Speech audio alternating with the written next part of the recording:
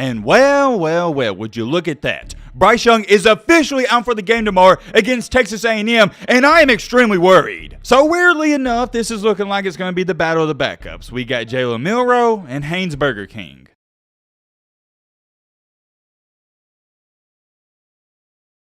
Wow.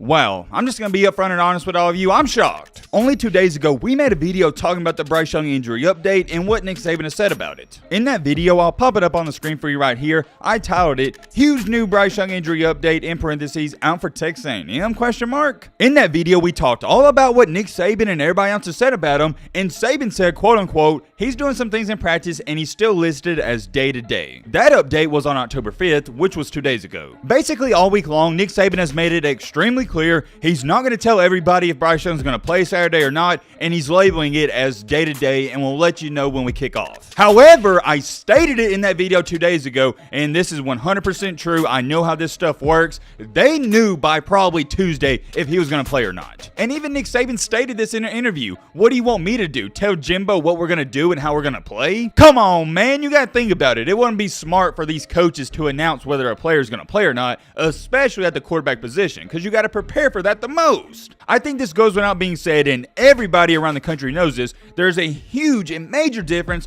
from preparing for a Bryce Young or Jalen Milroe. Both of these young men are really talented, but it's completely two different play styles. To go on top of that, and this is what shocks me even more, I have a ton of sources around that Tuscaloosa, Alabama area, and all of them are saying the same thing. There's about an 80 to 85% chance that Bryce Young starts. But whoa, it doesn't just stop there. I even showed you guys this tweet where AJ McCarron stated this, quote unquote, word for word. That fall from Bryce Young with his arm extended is 100% an AC joint and labrum. I injured mine twice in the exact same way, extended my arm for a goal line against Tennessee my senior year, and of all teams, Arkansas my first year starting. Under that, he followed up by saying this: they will shoot his shoulder up and he will be able to play through it. He has the best medical staff in the country with Dr. Kane and best training staff leader in the country with Jeff Allen. And what did I say in that video 2 days ago? I love you, AJ McCarron. Thank you for what you did for Alabama, but I wouldn't take his word for this. I wouldn't believe him 100% because he's not in there. He's not in the locker room. And well, would you look at that?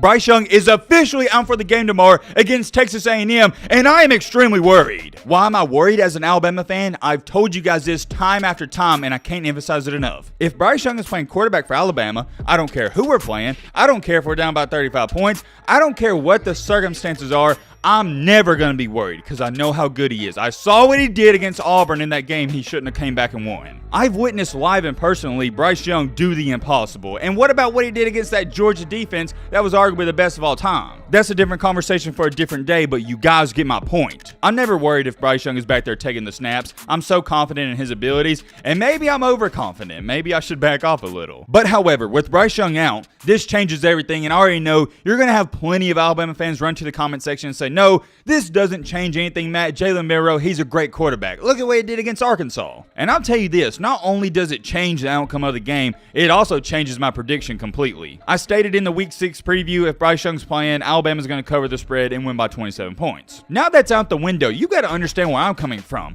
Jalen Milroe playing, it changes the entire complexity of the ball game. Alabama is no longer a team that can throw for 400 or 500 yards a game.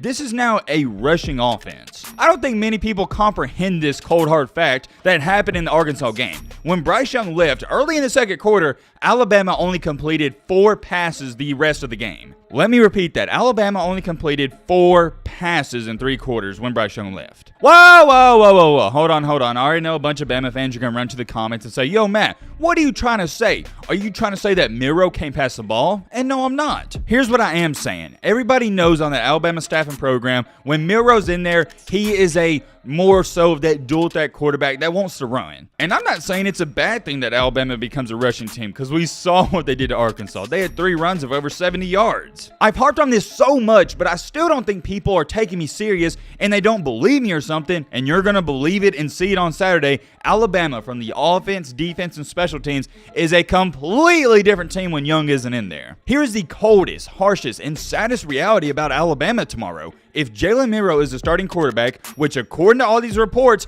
he's going to be the starter, it's why I'm making this video, Alabama's a worse team. I don't want that to sound bad, and I don't want Alabama fans to freak out, but it is the truth, and I'll explain why. Bryce Young is the best, not debatable. He is the best quarterback in all college football. He's not number 2, he's not number 3, he's not number 4, number 5. He's the best. He won the Heisman Trophy last year, so technically, he's the best player in all of the country. Last year, I thought Will Anderson was the best player in the country, but we all know how the Heisman goes. It goes to the best quarterback or the best running back. Anyways, moving along, so theoretically speaking, if Mr. Young is the best quarterback in the country, that means even if Milroe is good, you can't be better than the best. You see what I'm starting to say? Bryce Young is so good, he's the best quarterback in the country, so Milroe can't do better, theoretically meaning that Alabama will be worse when Young isn't in there. I hope all that makes sense. That may have confused some people. Let me try to dumb it down even more. You can't be better than number 1. And Jalen Milroe, although he's good, he's not number 1. Hope that makes sense. Check out this comment that one of you left on the video we made about the Bryce Young injury update. But yeah, Bama can win a natty without Bryce, even though he's one heck of a player. The quarterback does not make the team, especially when you have talent in the trenches like Bama does. I like that comment. Thank you for leaving it. I'll address it in just a second, but I also want to read off this one. Anthony Reed stated, very interesting video. Keep in mind, Bryce left the game with 14 points. Milroe led him to 49. Bryce is my dude, but Milroe is no slouch. It was bumpy, but it worked. More reps with the starting receivers, it will get better. Coupled with the fact that it's a revenge game, this is a slaughter. Bryce does, in all caps, need to be back for Tennessee, though. Let me address this first one, though, talking about Alabama can still win the championship without Bryce. Although I don't think it's going to come down to that, more than likely Bryce will come back for the Tennessee game. Let's talk about it real quick. I see what this person is saying, and it's the exact reason Alabama beat Arkansas, because of the offensive line, defensive line, all the front 7 guys, and all the 5-star recruits that surround Bryce Young. But, and I have a big but, I disagree with the championship part. Sometimes when it comes to the SEC championship or the college football playoff, you need that elite quarterback to make some big time plays,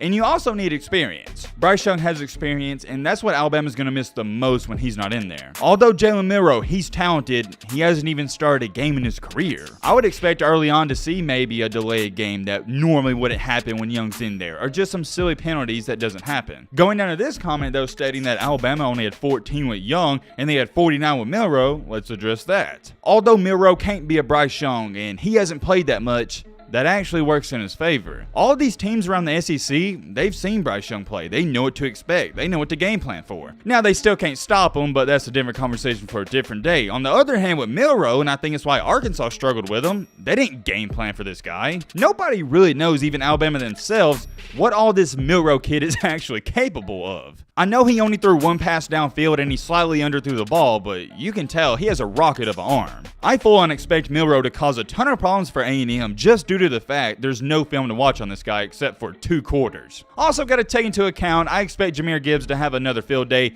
easily going to get 20 carries and have over 150 yards. Instead of saying Alabama's going to win by 27 points, I'm going to move that down to 17, so technically not a blowout, but still not a close game, because I do think Bryce is worth those 10 points. Whoa, don't click off this video just yet. We also got to talk about the quarterback dilemma going on at A&M. Their starting quarterback, Max Johnson, it looks like he's out for the year, and the new starter is going to be good old Haynes King. I caught a lot of heat for this early on last year because people saying I was criticizing him too early. I was judging him off of 1 game because then he got hurt. The Haynes King kid, he's just not a good football player, and we can leave it at that. He is going to look like a deer in the headlights. There's not even too much to say. He's not going to do good against Bama. If Texas A&M had Max Johnson out there, who played good against Bama last year for LSU, remember that, and almost had a chance to beat him, I think they'd have a better chance. But starting Haynes King for Bama, I don't think this is a Zach Calzada situation. I don't even think he's better than Calzada.